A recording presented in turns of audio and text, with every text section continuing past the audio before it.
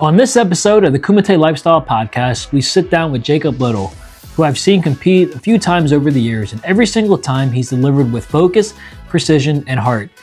Jacob is an absolute force in Isshinryu Karate, from starting at just 5 years old because he wanted to be a Power Ranger, to earning his first gold medal after 8 long years of hard work and belief. His journey defines perseverance. In this conversation, we dive into his story, the setbacks, the breakthrough moments, his unshakable bond with his family, and how he's paying it forward as a young instructor, inspiring the next generation. This episode is packed with heart, humility, and motivation.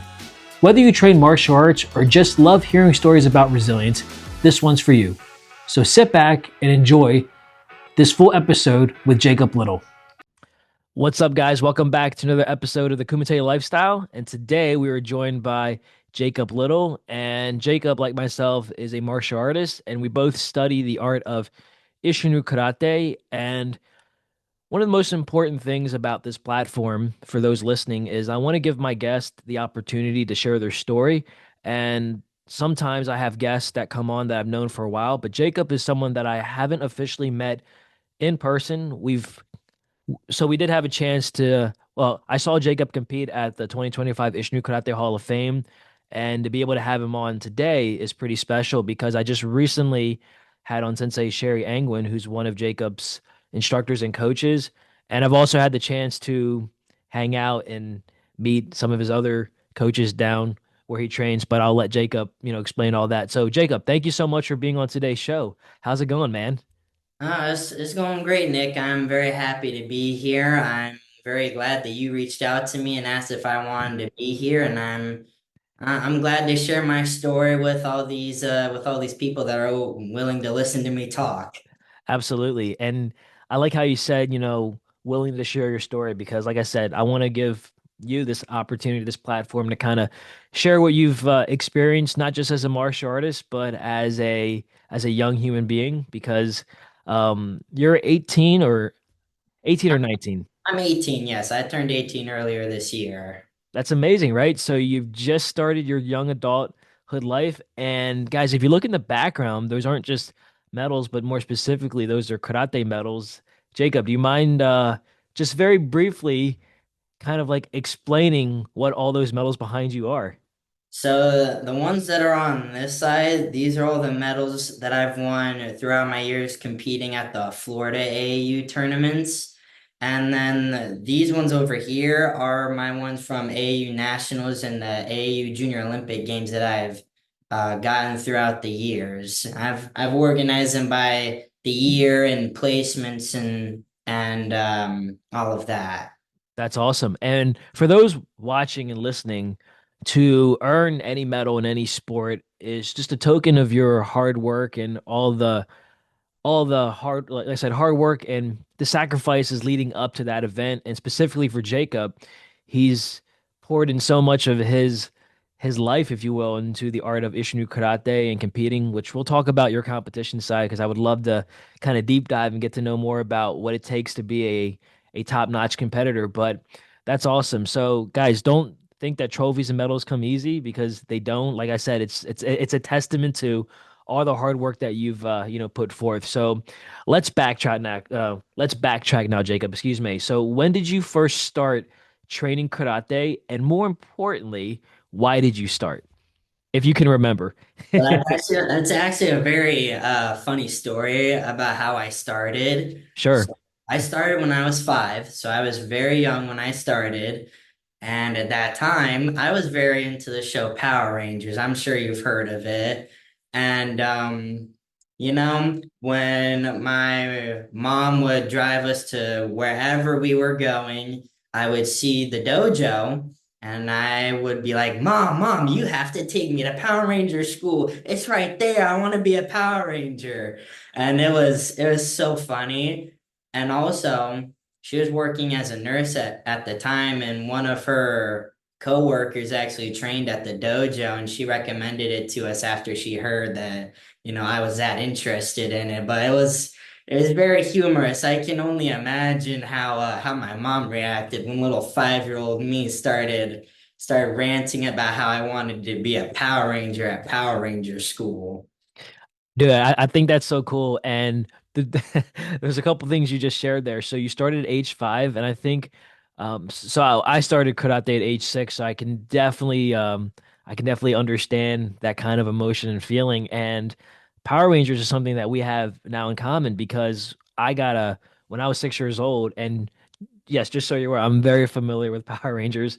For my 6th birthday, I'd gotten the original Mighty Morphin Power Rangers, so I'm a little bit older than you. So I got the original movie, and I was like, man, this is awesome because like there was nothing like it at the time. And I know my mom and dad, they're like, yeah, this is cool, but I think if you're gonna start watching Power Rangers, we want you to at least know what karate is and at least know what the values are. So I'm sure it was the same way for your mom, or maybe initially it was kind of different in the beginning because no one really knows what karate is until you actually step into the dojo. So so you're age 5 and you wanted to be a Power Ranger. So yeah, you step into the dojo for the first time. Talk to us. What was that like? Like, do you remember your first class and just those feelings and motions that kind of led up to that? I vaguely remember like some of my first classes, but at that time because I was so young, I was in the dragons class, which is the 3 to 5 year olds. So we would do a lot of like fun things, and for them, it's more teaching them the way to move their body, which is well, that's really what they were teaching me. Like we would do wall kicks, and they would have us play games while we stretched. Like there was one that we used to play, it was called Copy the Sensei. And it was where the sensei up front would be doing all the stretches, and it was basically a game, and the dragons would just copy what the senseis were doing. And like when we did butterflies, we would pretend to flap our wings by like moving our legs up and down, and they'd be like, "Oh, where are you flying to?" And we would give our answer, and then we would get into, more of like the traditional karate, like teaching us how to do our blocks and our punches and our kicks and our self-defense. But it was just it was very fun, and I really enjoyed it. And as I got older, it wasn't always about how fun it was. It was just about, I really enjoy doing this. This is something that I love, and it's worth my respect and my time. But in the beginning, it was something fun for me to do, and then it just kept growing up from there.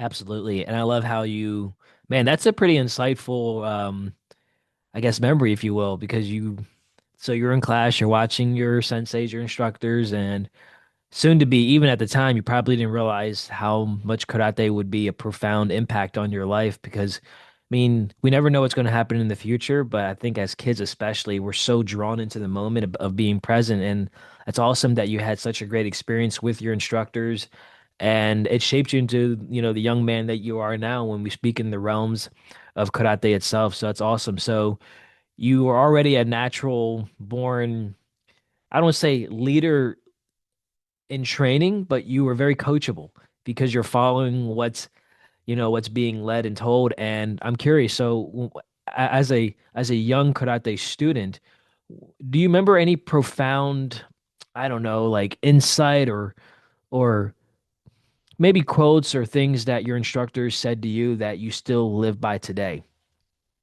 Ooh, there are a couple, because from many different senseis over the years, they all gave me different insights from their perspective.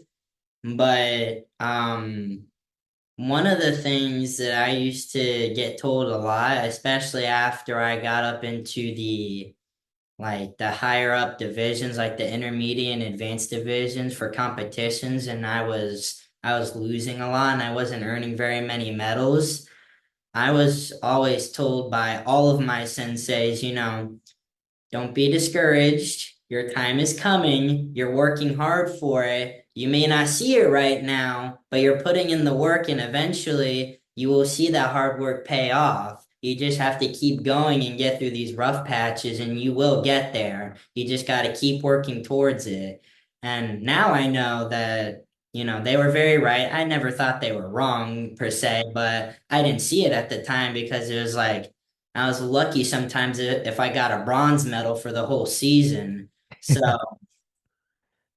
hearing them say that was like, all right, if they believe in me, I should believe in myself too, because if my senseis believe in me, then, surely I can do this, and I just have to keep going. And, as I've started winning, all of these medals that you see, I realized that they were very right. And, no matter what, I just have to keep going and keep training hard. And as long as I stick with it and keep doing my best, I will see the results I want to see. Yeah, for sure. And it's amazing when you have great coaches, great instructors, and even great parents, to hear things like it's okay, like, just keep training. And at the time, it might not be what we want to hear, but it's the most important thing that we need to hear in the moment, right? Because it just keeps us going. And that's great that you never, I don't want to say lost that spark because every competitor is different. But, when you're not winning or if you're not seeing those results that you want, especially when you know you've worked hard, that could be frustrating. And I love how you mentioned that it didn't happen all at once, but eventually. And like, as you're pointing behind you to, the combination of your hard work, it's like that groundbreaking moment when you realize like, oh, I can do this. I can have success. I just needed someone to believe in me. And something that I really preach to the students when I'm out there coaching is people don't care what you know until they know that you care.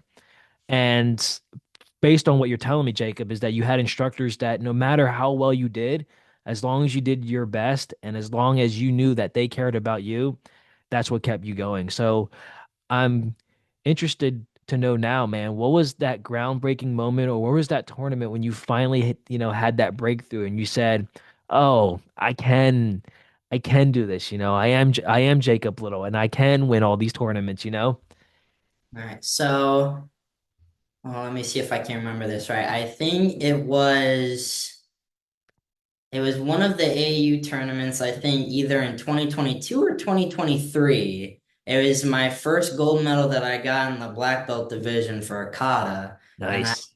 performing my Kusanku, and I had made it to the final round, and it was against, a friend of mine that I have competed against for a very long time. And, before that, he was beating me every single time. So I was like, all right, I know he's good, and I just have to perform my best. And when, it was time for the referees to call and they voted for me and I realized I had won, I was like, wait, I did it. Like, I did it because before that, my last gold medal was back when I was a green belt. Really?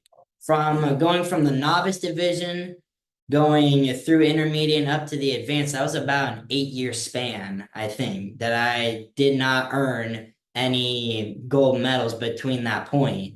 So when I realized I had won, I was like, oh my God, they're right. Like, I can't do this. I just did it. And like, I was crying. And then when they were announcing the medals, all of the referees and the volunteers were all lined up at my ring because, they've known me for a long time at this point. They've watched me from the first year that I had started competition up to that point. And Yeah. once they announced, my first place for kata, they all started clapping and cheering for me, and like I was so like overjoyed and happy that I realized that I can't do this. I am very capable of winning this division. I just did it for the first time in 8 years. Like my hard work is not going to waste. It is getting me somewhere. So I need to keep going because I can't let this be the only time that I win. Yeah, and dude, that's awesome how you had that amazing support, winning. And I I'm a firm believer that regardless of how you would have done that particular tournament, whether you got maybe second or third or maybe not placed at all, that winning that moment would have came eventually. And just because of your hard work, and it's so cool, right, to know that it's not just the medals or the winning like we just talked about. It's the support system, man, because that means the world when you know like your parents, your family, your coaches, and all the people that have supported you along the way, and even your friend that you mentioned that you've gone up against, and they were always winning first, but now guess what, bro? Now it's your turn. Yeah, and yeah. and yeah, but if I can just share a segment real quick. I remember being at the Hall of Fame this past year, and you came up on stage, and I was telling my buddy, I was like, yo, that's Jacob Little, he just won the AAU Nationals. And he was like, oh man, that's awesome. So just in that like small snapshot alone, had like if no one didn't know who you were or like your story that you just shared right now, they would just think like, oh, like he's had success his whole time in karate, and we know that's not the case. So Uh, isn't it interesting how one life, I don't want to say life changing, but one life moment can really up the ante, if you will. Now people are like, yo, like Jacob's the guy to beat. And I remember being at the Hall of Fame and people are like, yo, like he just won like the Nationals, so like he's the guy that people want to go after. yeah. And hearing from what you said, you didn't have that success right away. So it just takes that one moment. That's right. And even after I had won that division, my friend that I compete against, after we bowed out, we gave each other the biggest hug I've ever given him. And we literally sat there for like a good 10 seconds, just like it was so sweet because he knows that I struggled because before that he was like one of the top people in the division, and even now he still raves about me, and how hard I have to work and how well that I'm doing now. And but yeah, that was awesome. And then there were a lot of times. I know you said that you had mentioned to one of your friends about how I had won this past nationals.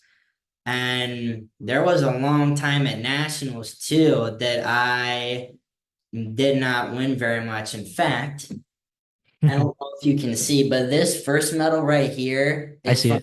2014, which was the first year that I competed.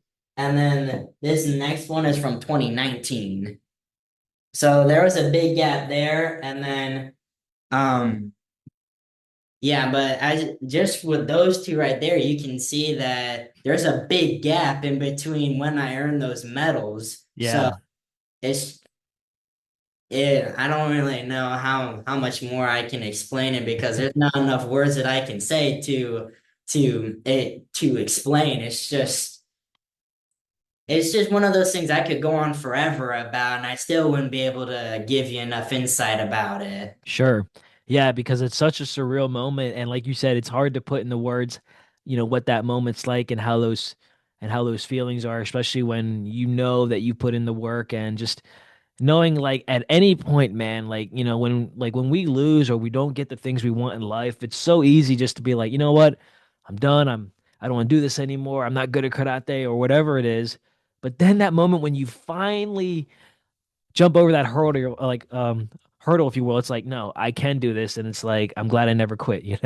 So, dude, that's awesome. So that's a little bit more about your competition side, which I love to hear about. And I want to kind of jump back into the AAU. But before we do that, going back to when you said when you were a kid and you're kind of climbing through the ranks, um, explain what a typical, like, what was life like when you were like in your teens? Because I take it you went to public school or maybe homeschooled. So aside from karate training, how did you balance being a kid and also a karate kid, if you will, or a Power Ranger?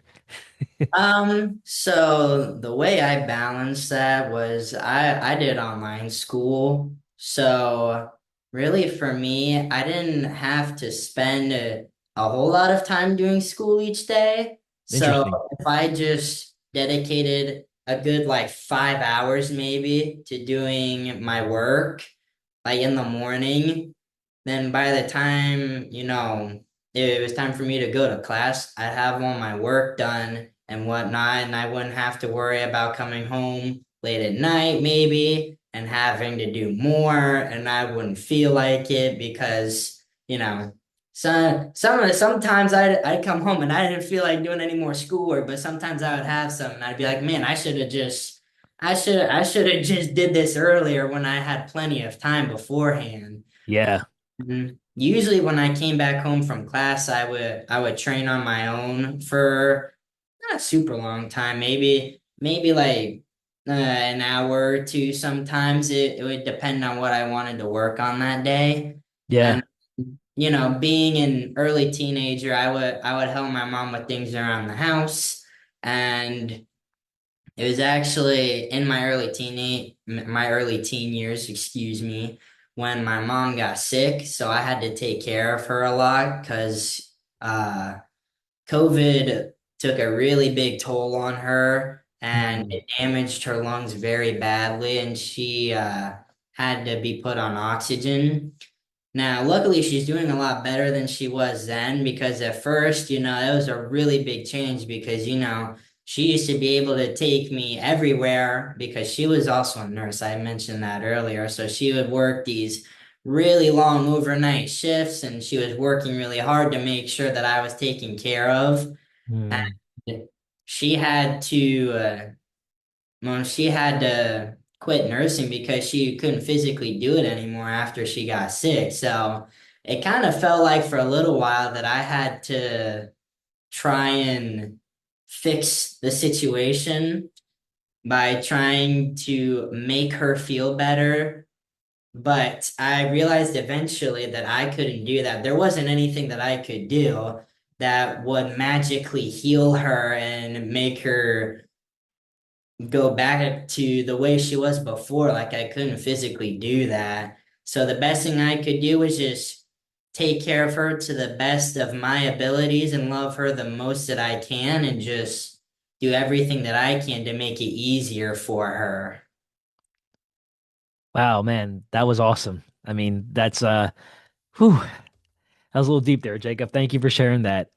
Yeah, that's something that I don't always share very often, but it's a very important story to me. So when somebody asks like about my journey through karate and what life was like back at home, I like to bring that up because that was a very important part of my journey for me. That was a very big, I guess you could call it a challenge of mine because, it was not easy seeing the person who had taken care of me all my life go through that. And now I felt like I had to be the one to take care of her. Yeah. So it wasn't easy, but I learned how to deal with it and I learned how to get through the right way without stressing myself out. And, my mom still makes it to every tournament that she's able to, even though she's in a much different state that she used to be in.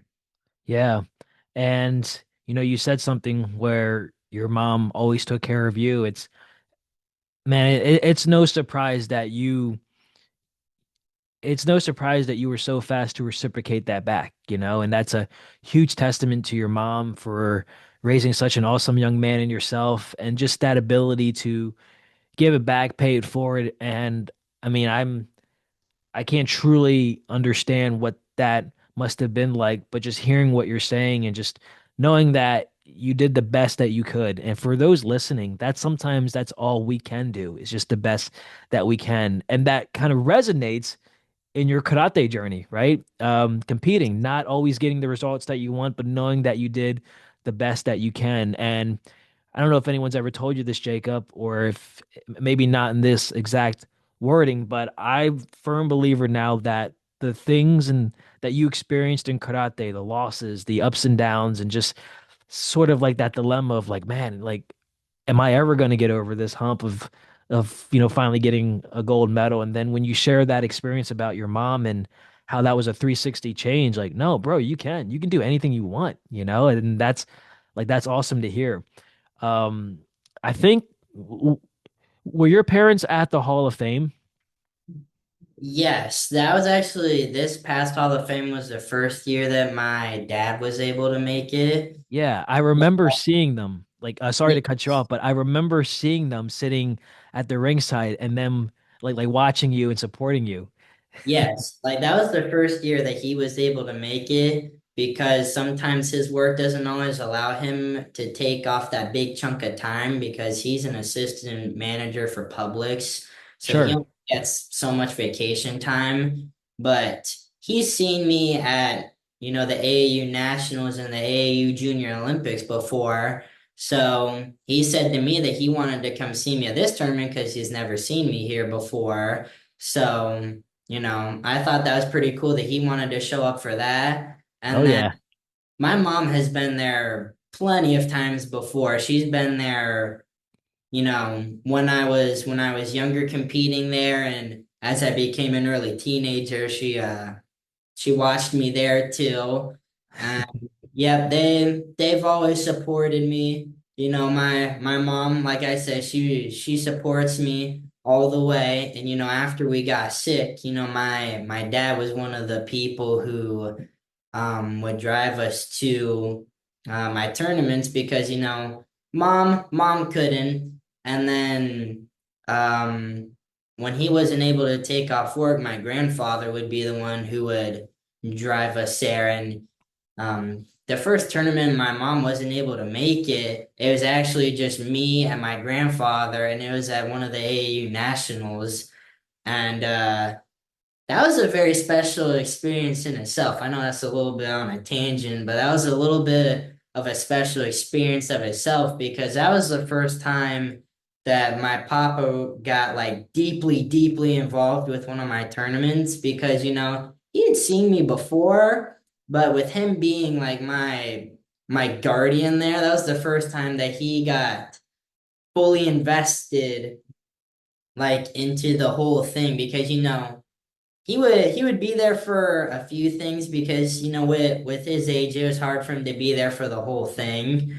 But Yeah. that was the first time that he, you know, I guess you could say because he knew he had to be there for me all of the way, you know, he he did it. There was no second thoughts about it. He was there for me. He drove me to it. He watched me as much as he could, and yeah, like I said, that was a special experience in itself because that was the first tournament I had without my mom. Mm. Yeah. So, man, what I'm hearing is you're such a family, oriented guy, and just having the support from your family. And I love how you mentioned about your dad being at the Hall of Fame and taking time out of his busy schedule and just him, being there to watch. That reminds me of the time when it was a couple of years ago. I was actually at the Hall of Fame. My dad, because my mom, she also does Isshinryu Karate.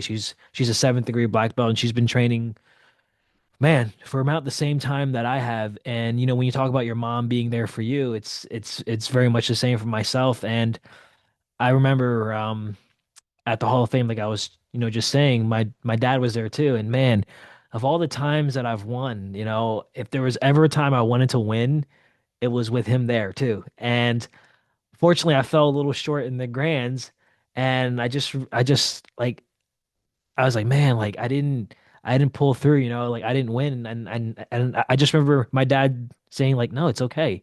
I was just glad to see you out there competing.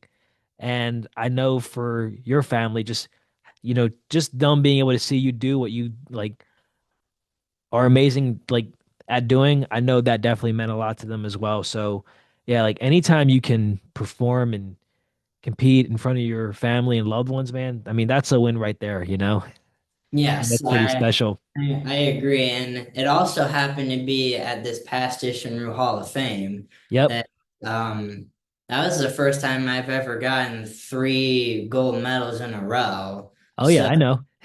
yeah, that was a special experience too because it was his first time there, and it was my first time getting triple gold. So. Hmm. It was good that I was able to do that, but I really wanted that grand champion trophy as well because I had won it the year before. So Yeah, I wanted to come back and win it again. And I fell just short of making it out of the runoffs. And I was a little disappointed about that, but I was happy that I just had the chance to compete for it. And my parents were still proud of me all the same. absolutely. And I love how you just said your parent that your parents were proud of you right, regardless. I think that's pretty cool. Yeah, I was excited to be able to compete with you in the finale. And when Kyle Murray came up, I was like, "Hey, what's up?" He was just like, "Oh, like I'm here in Grands with you." I was like, "Dude, you beat Jacob Little." He was just like, "Man, like it was super close." So yeah, maybe next time, right? But Maybe like everybody in that runoff was very good. Like it could have easily been anybody in that pool that could have yeah, that could have won. Like any one of them could have made it, and it just so happened that, he was the one who made it. It could have been me, it could have been the other two people that were in our pool. yeah, But um, they had it. They had me, I guess you could say they had me winning that division, but I was like, yeah, don't count yourselves out. You can just as easily make it to the round as I can. Just absolutely. because I'm really good doesn't mean you guys aren't really good either. Like you guys are amazing martial artists too. You should hold yourselves up to the same standard that you're holding me up to right now. Man, I love to hear that, especially from someone that's been there, done that, and won and continues to compete. I think that's very humble because sometimes when you go to tournaments, and this is something that I actually talked to Sensei Sherry about, it's like, you get to a point in your journey when you're used to winning and you're used to being in these, I guess, higher divisions and kind of in the finale round like you're mentioning. But yeah, it's like anyone's day. And I feel like actually the more that you win and the more success that you have, sometimes that's more pressure on you. So it's it's awesome that you had that perspective. So let's dive now into like where you're at now, with your training. So I know you're, very busy, as far as competing. When you're at the dojo, explain what your typical training schedule is like, because this is something that I always love asking people that compete and they train and travel all the time. But I always want to know, like, what is a simple, like, time at the dojo? Do you spend a lot of time just training individual on your own? Is there competition class? How is Jacob Little getting better each each and every single day? So there's both a class on, I believe it's Saturdays, that are dedicated to like the competition team. Sure. And there's classes on like Tuesdays, Wednesdays, and Thursdays that are like our individual training days. So Tuesday is my day at the dojo where I train my weapons. And there's also our teen and adult class right after, which I attend that as well. And then let's see, Thursday is our day for sparring, which each of these classes is about like 45 minutes to an hour, by the way. I should have mentioned that first, but each of these classes is around an hour or so. Yeah. On Tuesdays, that's an easy like 2 hours that I'm training at the dojo. And I also work at the dojo, throughout that afternoon, helping teach, the younger students, which I also love to do. Yeah. Then on Wednesdays, I do the class up in Carrollwood, which is the dojo that Sensei Sherry runs. So I do the teen and adult class up there. Yeah. And then on Thursdays, I spend about 3 hours actually, because I do a private lesson with Sensei Jennifer Davenport before I start working. And then I have those couple hours in the evening where I'm doing the Kumite class and the other teen and adult class. Man, that's awesome. So your schedule is pretty loaded, and Yes, it yeah, is. yeah, and it's like exactly what you're aiming for, like exactly what you're doing this hour or this day. So that's cool. So you mentioned something about teaching and teaching kids, and this is something that like I love teaching. I love giving back. So when you're out there teaching, Jacob, what is that like for you? And ultimately, what message are you trying to convey for your younger students? The ones that look up to you. So I can tell you that the feeling of me teaching those younger students feels absolutely insane sometimes because I know I used to be in their position. Oh And yeah. I'm I am the sensei for them, just like how my senseis were for me. So I want to share that same love and respect that I have for Isshinryu onto them. And I want to show them that, there is so much that they could do, in the world of Isshinryu karate and outside of that world too, that they are capable of amazing things. And I don't think any one of them is on a higher up tier than the other one. I treat them all very equally. And I just try to make each one of them feel like they are um like I think they're each one of the most amazing students in the world, and I treat every one of them like that. That's awesome. And the fact that you care about each and every single one of them, they're going to look back and remember what an amazing instructor you were. And hopefully they might be the future Jacob Little, right? Like they might be the next ones to, go out and win these big tournaments in AAU.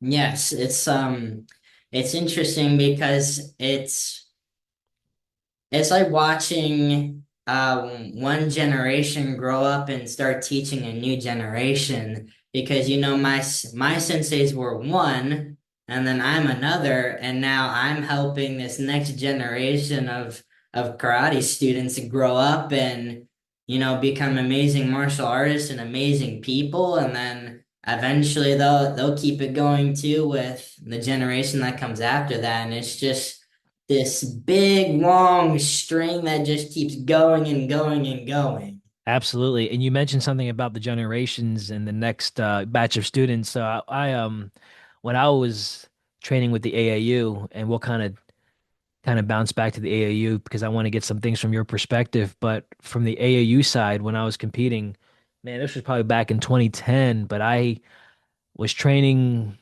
full time here in Delaware, and I got invited to be on the AAU national team based on my performance at the Junior Olympics.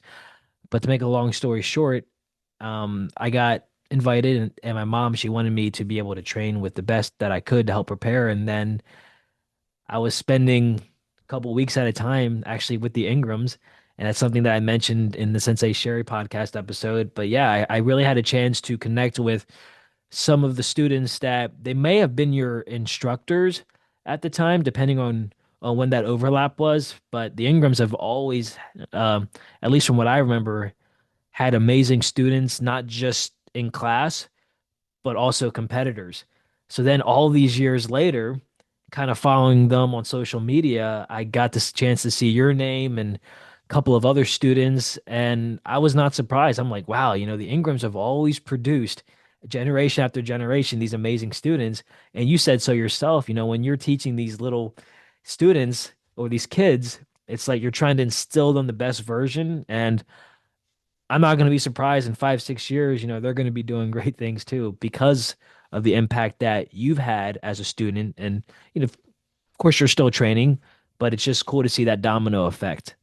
Yes, it very much is. And like I kind of had another feeling like that a couple weeks ago, because it was one of our first competition team practices, and my sensei wanted me to help out with the kids practice. And I was like, this is the next batch of competition uh athletes that are going to be, growing up and heading up into their early teens for some of them. And I'm like, that's where I used to be, and they're heading in that direction, and I get to help guide them on that path. And I was very, very grateful for that. And definitely want to, I guess you could say, I definitely want to guide them on the path to greatness, so to say.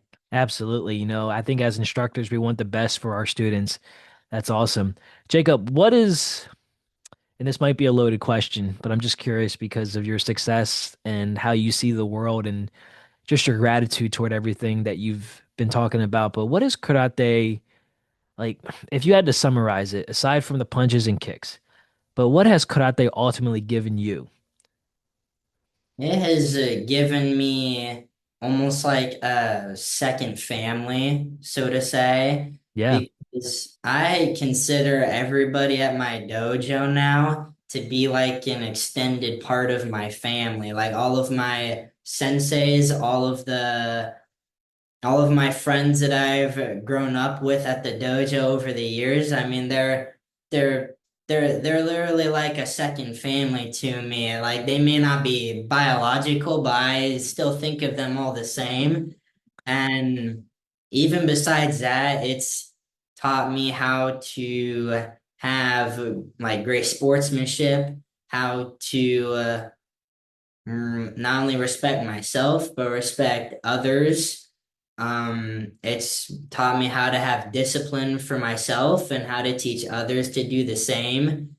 Um, it's taught me how to have perseverance. It's given me so many different like morals and just all of these different attributes that, I would have had to learn one way or another, but because I decided to do karate when I was young, I got them instilled in me in a very effective way. And, Yeah. I grew up holding strong onto these things. And yeah, I mean, it's given me so much, and I'm grateful for every single thing that it's given me. Absolutely. And it's like the saying, you can't choose your immediate family, but you can choose the people that become your second family, like you said. And I, like you myself, all of my great friends I consider dearly do martial arts. So it's interesting how it's not just karate. It's like, yeah, we come in, we learn a set of techniques, we learn to compete, we learn this or that, but ultimately, man, we're getting so much out of it than what we ever expected coming in. And it's awesome that you've had that same positive experience as well. So I'm looking behind you in the medals that you've been talking about, and it just had me thinking, man, like I've competed a lot on over the years, just like yourself.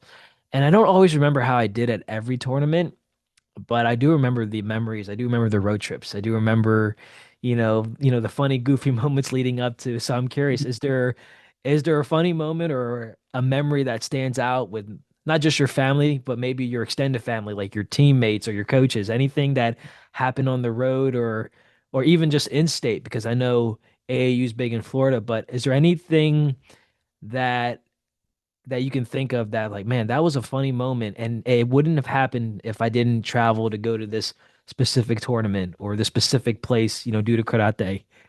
So there's a funny one that happened fairly recently. It Sure. was back in July at the AAU Junior Olympic Games. Yeah. One of the events that they had was board breaking for like hand techniques and foot techniques. Oh, wow. Um, One of the referee who was holding my board, I've known him for a very long time. Like I've competed with his students multiple times before. Um, I've been a referee with him for quite some time now, so he knows me very well.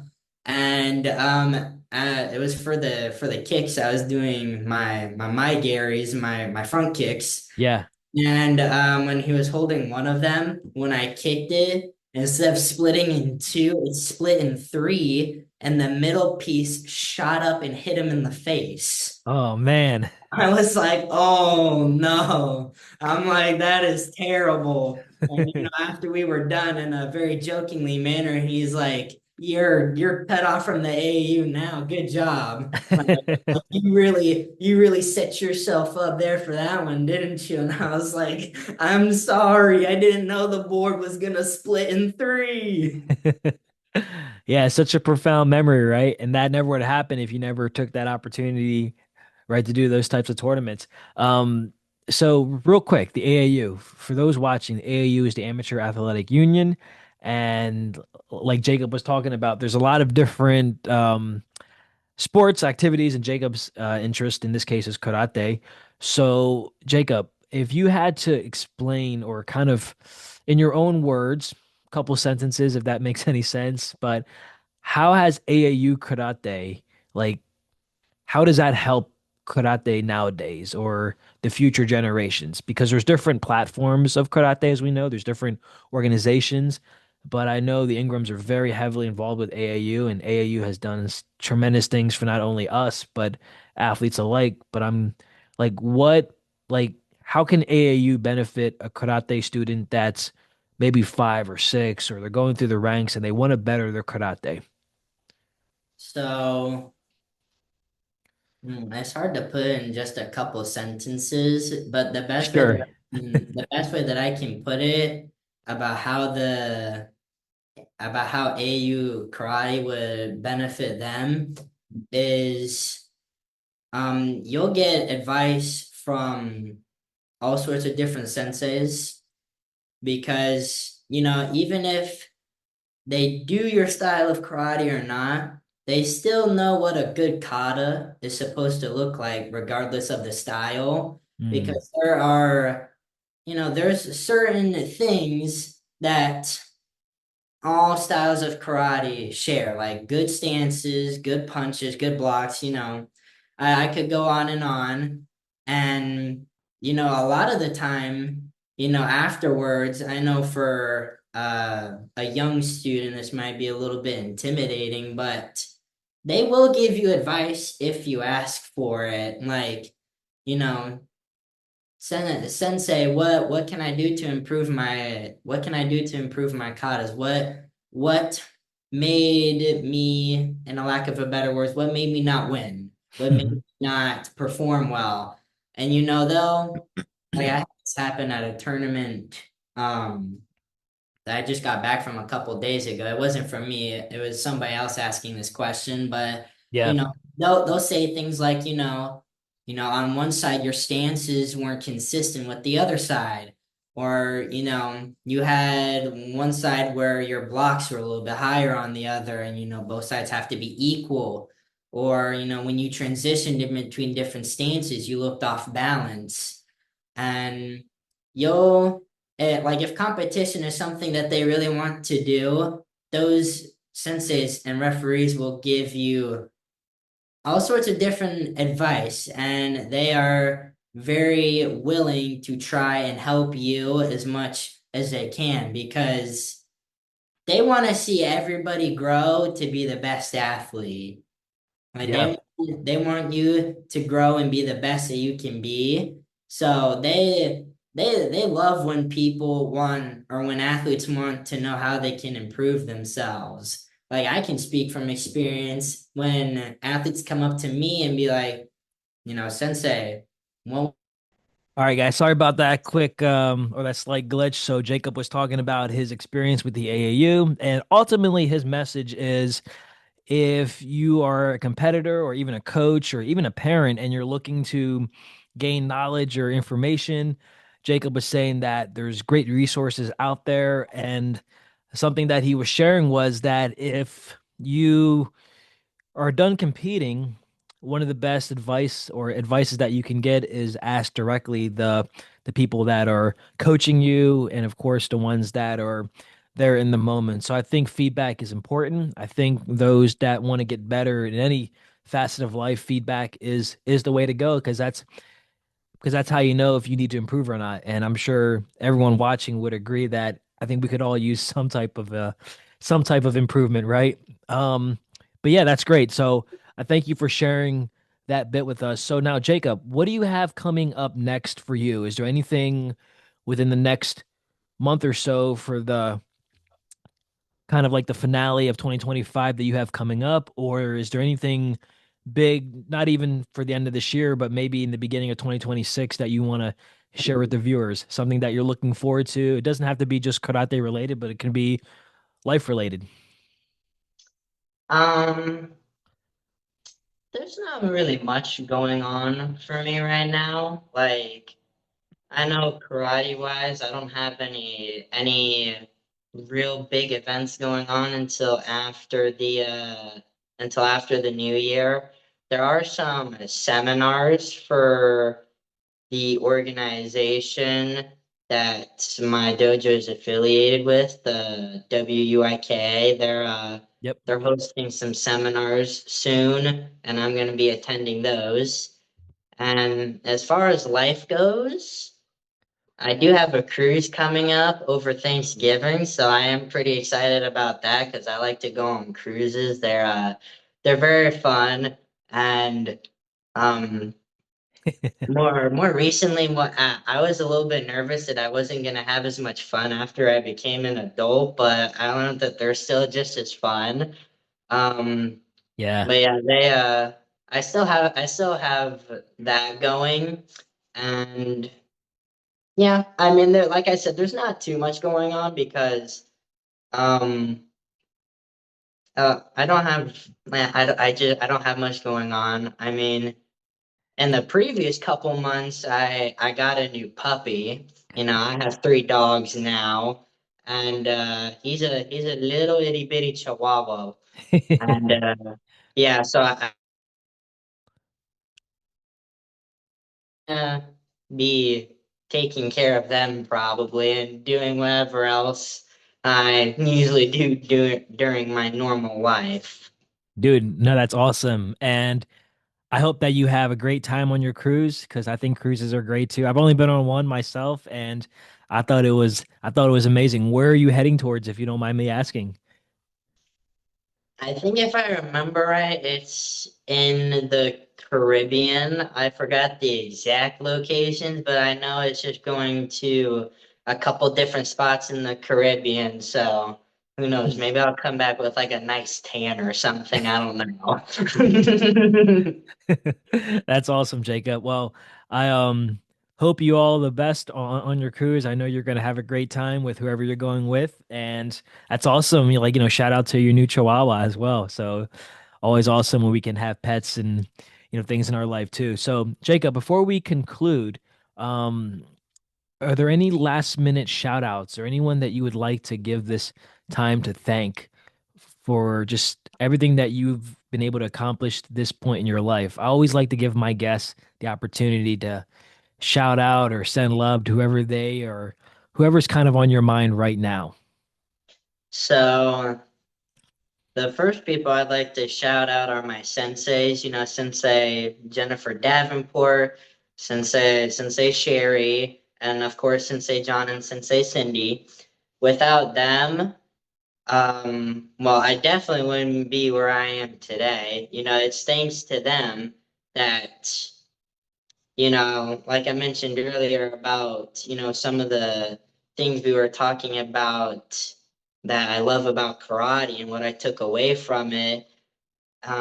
Without them, I wouldn't have learned any of those things from karate. And for me, maybe I wouldn't have stuck with it without them. Maybe it would have just been a fun little hobby that I did for a little while and then I quit and I would have moved on to something else. But because of them, they turned it into a lifestyle for me and they showed me that there's a lot in it.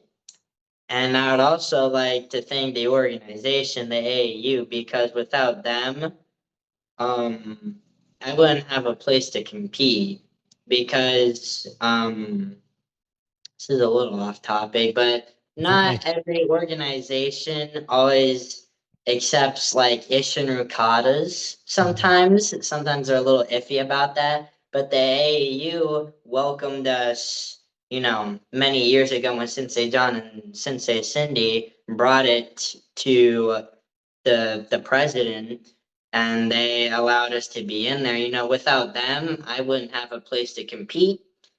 And if I wanted to compete, I would have had to switch to a different style, or maybe I would have only been able to do certain divisions because, maybe they don't recognize Isshinryu in those federations because there are some that um don't have like Isshinryu in like their official list of styles. Yeah.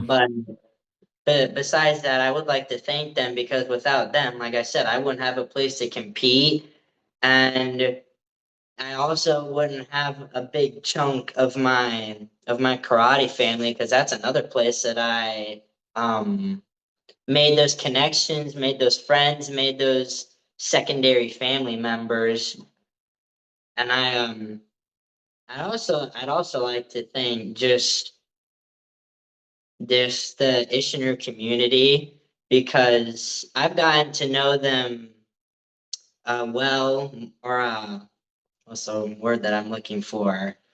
Better. There we go. I've gotten to know that community better more recently as I've kind of put myself out there a little bit more, and that's a whole nother community in itself that I could go on about. But I thank them for welcoming me and everybody in my dojo. Like there, I could go on and on about people I want to shout out because they just they just helped me so much, especially my parents. That's the last person I'll shout out is my mom because without her support, um, I don't even know. I don't even want to think about that because that's a scary thought in itself. I don't even want to think about what it'd be like if my mom didn't support me doing karate. Like that's like, get that away from me. I don't want to think about that. But I'm thankful for all the support that she's given me over the years, and I love her so much, and I'm very thankful for all the support that everybody has given me, but especially her. Absolutely. And your mom, if she's there in the room, tell her I said that she's raised an awesome young man, and we're super lucky to have you not only in the Isshinryu community, Jacob, but just as a martial artist as whole. And yeah, just super honored to have you on today. And for those watching, it's like I said in the beginning, just giving folks the opportunity, this platform, if you will, to just share their story. Because, when we think of Kumite, we think of what fighting, right? And Kumite means the fighting or the meaning of hands from a literal sense, but it's the internal struggles that we all face, just being resilient and just growing and continuing to push forward. And if there's something that you taught me, Jacob, was that, sometimes from the outside looking in, one could look at you and say, oh man, like here's a young kid or a young adult that, he's winning, he's a champion. So obviously things come easy for him. But one of the things that I've loved about being able to have different guests on and even just talking in real time or off air is just knowing that, man, everyone has such a great story, and yours is uh yours is pretty awesome. And I thank you for being vulnerable and sharing that with the world because it just shows that we're human, and we all want the same things. We all want to be loved and all, like, heard, and just the ability or the opportunity to showcase what we're really good at. And karate is really giving you that platform, Jacob. And thank you for giving me your time. And I really look forward to connecting with you in person. I don't know exactly when that's going to be, but I'm sure it's going to be at an Isshinryu event, maybe even the Isshinryu Hall of Fame next year. So thanks again. One last thing, Jacob. Where can people find you on social media if that's something that you're open to? Like if a viewer wants to know a little bit more about you or maybe even just your dojo, where could you steer them towards? So I do have both a Facebook account and an Instagram account.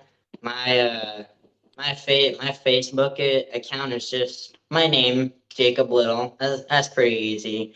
The other one is my Instagram account is a little bit harder, but it's not too hard. It's actually based off of a nickname that I got some years ago when I traveled overseas for the first time.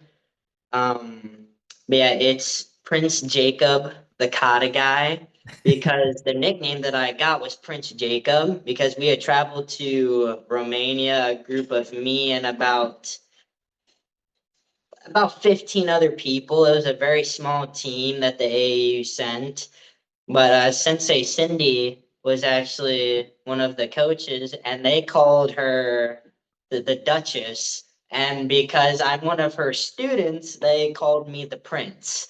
And that has stuck there ever since. And there are still some people that call me by my nickname sometimes. So yeah, just in summary, I have that Facebook account, and then I have that nice little Instagram account with my nickname on it. Well, awesome, guys. So there you have it. So if you want more information on Jacob or if you want to follow him, go ahead and do so. Such an awesome young man. And Jacob, we look forward to keeping in touch and seeing all the great things that you're going to do both on and off the mat. Jacob, thank you so much for your time today and being on the Kumite Lifestyle platform. Thank you, Nick. I appreciated being on here, and I wanted to thank you for having me on here. It was really great being able to share these things with you and your viewers. And like I said, I'm very grateful to have been on here.